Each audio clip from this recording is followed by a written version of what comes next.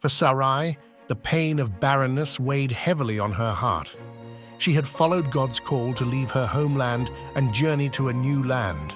But the one promise that seemed to elude her was the promise of a child.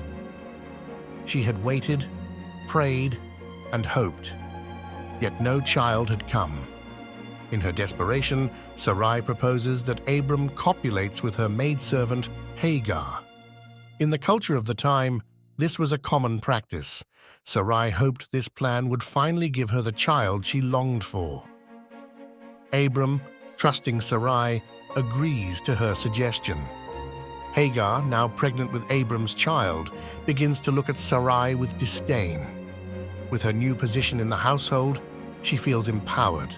Her pregnancy marks a shift in the family dynamic, creating tension between her and Sarai, who is consumed by jealousy and bitterness.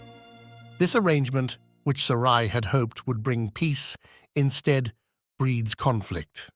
Sarai's anger and frustration grow as Hagar's behavior becomes more haughty. Sarai mistreats Hagar, leading to Hagar fleeing into the desert, where she is left alone and vulnerable. Alone in the wilderness, Hagar finds herself at a breaking point.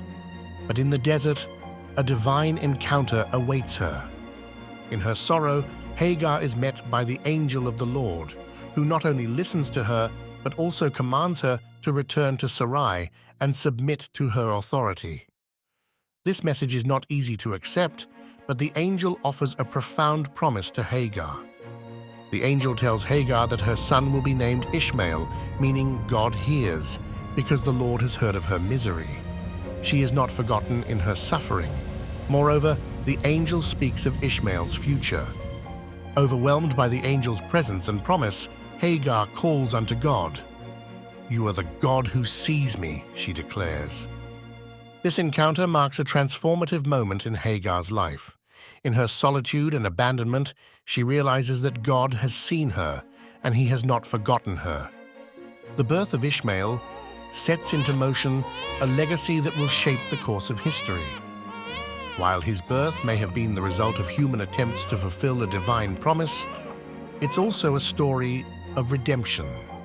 Much like modern-day surrogacy, where individuals or couples hope to build their families through the help of others, the birth of Ishmael reminds us that God works through our human choices, even when those choices are complicated or less than perfect. In today's world, surrogacy is often a solution for those struggling with infertility, a way to create life when natural conception isn't possible. Just as Sarai and Abram sought a child through Hagar, many today seek help from others to realize their dreams of parenthood. And yet, as in the story of Hagar, these decisions often come with emotional, relational, and ethical challenges. The birth of Ishmael invites us to reflect on the complexities of family and the divine's involvement in our own lives. Genesis 16 shows that even in our moments of desperation and conflict, God sees us. He is aware of our struggles, and his plans, though often beyond our understanding, are always filled with purpose.